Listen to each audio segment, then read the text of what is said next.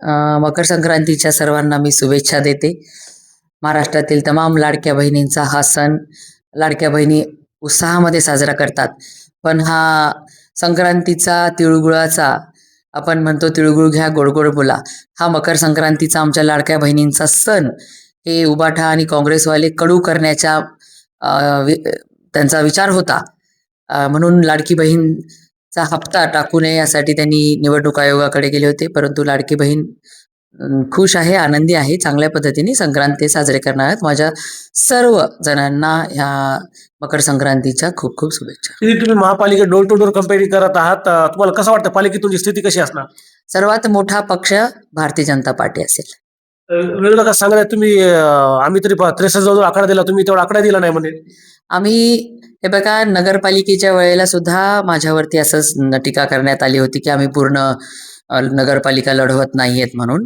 परंतु रिझल्ट चांगला देणं हा आमचा उद्देश असतो आणि त्या पद्धतीने आम्ही इथे सर्वात मोठा पक्ष आमचा असेल. खासदार संजय जाधव म्हणले स्वतः पैशाचा पाऊस पडत आहेत, काय सांगता? त्यांनी हार मानलेली आहे म्हणून ते तसं म्हणताय. तुम्ही बघा, उलट पैशावाले उमेदवार त्यांनी उभे केलेले आहेत.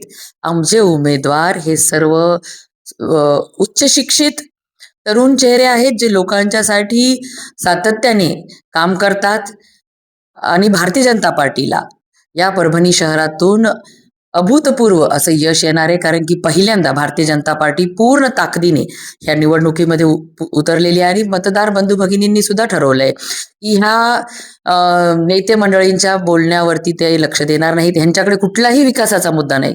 तुम्ही मला सांगा, हे खासदार असतील, आमदार असतील, जे विरोधी पक्ष आहे, कुठला विकासाचा मुद्दा घेऊन पुढे आलेत? कुठलाच नाही. नुसतं पैसे करणार, मशीन करणार, एवढंच त्यांच्याकडे विषय आहे. म्हणून ह्या परभणी शहराचा चेहरा मोहरा बदलून टाकण्यासाठी, आपलं परभणी शहर स्वच्छ, सुंदर, सुरक्षित, सुशिक्षित करण्यासाठी भारतीय जनता पार्टीशिवाय पर्याय नाही हे ह्या परभणी शहरातील मतदार बंधू भगिनींना चांगलं माहिती आहे. म्हणून त्यांनी तो निर्णय घेतलेला आहे. हे खासदार साहेबांना सुद्धा कळतंय, म्हणून ते तशा पद्धतीचे आरोप करताय. खासदार साहेब म्हणले राज्यात केंद्रात त्यांची सत्ता असली तरी जिल्ह्यात आमची सत्ता आहे. जिल्ह्यात त्यांची सत्ता आहे, तर ह्या झालेल्या नगरपालिकेमध्ये एकाही ठिकाणी उबाठाने खातं खोललं नाही. खासदार साहेबांनी सेलूमध्ये, जिंतूरमध्ये, गंगाखेडमध्ये ह्या राष्ट्रवादी सोबत, काँग्रेस सोबत अशी आघाडी केली होती. हे जिल्ह्यातल्या लोकांना माहिती नाही का? कुठेतरी त्यांचा अध्यक्ष आला का निवडून? कुठली सत्ता बित्ता त्यांची काही नाहीये. हे उगं स्वतःला म्हणून घ्यायचं, एवढंच आहे त्यांचं. खासदार आमदार प्रत्येक वाडात जाऊन त्यांनी रॅल्या काढल्या, प्रचार केला, काय वाटतं त्याचा इतकी भले केली, त्याचा काय फायदा होईल का त्यांना? रॅल्या प्रचारांना काय त्यांचा प्रतिसाद होता तो बघा. आमच्या रॅल्यांना, आमच्या बैठकांना, आमच्या कॉर्नर सभांना किती प्रतिसाद होता हा तुम्ही तपासून बघा. त्यांचं फक्त काहीतरी स्टेटमेंट द्यायचं, काहीतरी भाजपवर आरोप करायचे आणि कशा पद्धतीने. आता त्यांना कालच तुमचीच बाईट बघितलेली आहे की असं करणार तसं करणार. त्यांचे पण उमेदवार कसे आहेत? कोणीतरी चांगल्या एक विचार की आम्ही परभणी महानगरपालिकेमध्ये हे बदल करणार आहेत, हे विकासाचे मुद्दे आमच्या पुढे आहेत, किंवा कुठले उमेदवार दिलेत त्यांनी? सगळे जुने नंबर 2चे पैसेवाले असे उमेदवार दिलेले. आमचे बघा सर्व सुशिक्षित, अनेक वर्षांपासून लोकांच्या सेवा करणारे तरुण असे नवीन चेहरे आम्ही दिलेले आहेत. शिंदे गटासोबत महापालिकेत युती झालेला आहे, त्याचा काय फटका बसेल का आपल्याला? नाही, फटका बसणार नाही अशा पद्धतीचं आम्ही खबरदारी घेतलेली आहे. तरी पण बघू, सामंजस्याने आम्ही काही गोष्टी की काही 4 वार्ड आम्ही त्यांना दिले, 6-7 वार्ड आम्ही ठेवले, अशा पद्धतीने आम्ही काम केलेलं आहे. त्यामुळे फटका बसणार नाही. प्रभाग क्रमांक 15 मध्ये भाजप हे चांगलं लक्ष घालत, तिथं शिंदे सेनेचा उमेदवार आहे, तिथं भाजप आहे, तिथं अजितदादाच्या राष्ट्रवादीचं उभाट आहे. तिथं वाटतं काय तुम्हाला फटका बसेल? कारण ते तुमची पारंपरिक सीट आहे, प्रभाग 15च्या ज्या 5 जागा आहेत. हे बघा, प्रभाग 15तला मतदार हा सुशिक्षित मतदार बंधू भगिनी आहेत. त्यामुळे त्यांना माहिती आहे केंद्रामध्ये मोदीजींचं सरकार आहे, राज्यामध्ये देवाभाऊंचं सरकार आहे आणि परभणी शहराचं सुद्धा. आणि त्यांच्या प्रभाग 15मध्ये अनेक समस्या आहेत, त्या सॉल्व्ह करायच्या असतील, सोडवायच्या असतील तर भाजपा सोबत राहावं लागणार आहे. त्यामुळे आम्हाला कुठला फटका बसणार नाही. महापौर भाजपचा बसेल का? 100% महापौर भाजपचा असेल. विरोधक साड्या, ते काय चांदीचे वस्तू हे ते महापालिकेत वाटेल, काय सांगाल? हे बघा, विरोधकांच्याकडे कुठलाच मुद्दा नाही. लोक त्यांना घरी येऊ देत नाहीयेत, म्हणून हे शॉर्टकट ते वापरताय.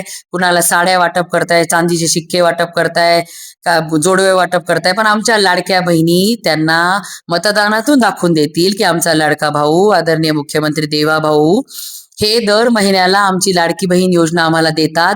स्वाभिमानाने आमचा अभिमान आमच्या भावाने वाढवलेला आहे. त्यामुळे त्यांच्या ह्या अशा आमिषाला आमच्या लाडक्या बहिणी बळी पडणार नाहीत. त्या कमळालाच भरभरून आमच्या लाडक्या बहिणी मतदान करणार आहेत. लाडक्या बहिणी सगळ्या भाऊ बी आहेत ना लाडके, मग भावाला जे यायले घरात चालून यायले मग ते घेऊन भाऊ बहिणीला सांगणार, नवऱ्या बायकोला सांगणार. आमच्या बहिणी भावांना सुद्धा मतदान केंद्रावर गेल्यावर फक्त कमळ दिसेल. प्रभाग 10 मध्ये जी तुमचं घर आहे आणि वारसा मी ऐकलं की वार्डात लोकांना तो धमक्या द्यायलेत म्हणे, असं चर्चा आहे.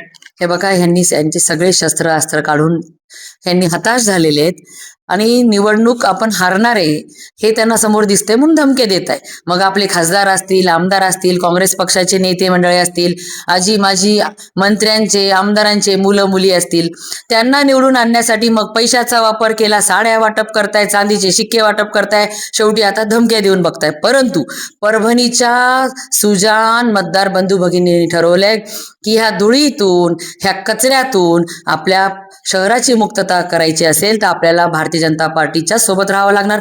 खास करून आमच्या लाडक्या बहिणींना सुद्धा, ज्यांना आज लाडक्या बहिणीचा 1500 रुपये महिने मिळाल्यात, त्यांना सुद्धा त्यांनी पण ठरवलंय की कमळावरच त्या मतदान करणार आहेत. म्हणून ह्यांनी दिलेल्या आमिषावर ह्या बळी पडणार नाहीत. कमळाला, भारतीय जनता पार्टीच्या कमळालाच मतदान करणार आहेत.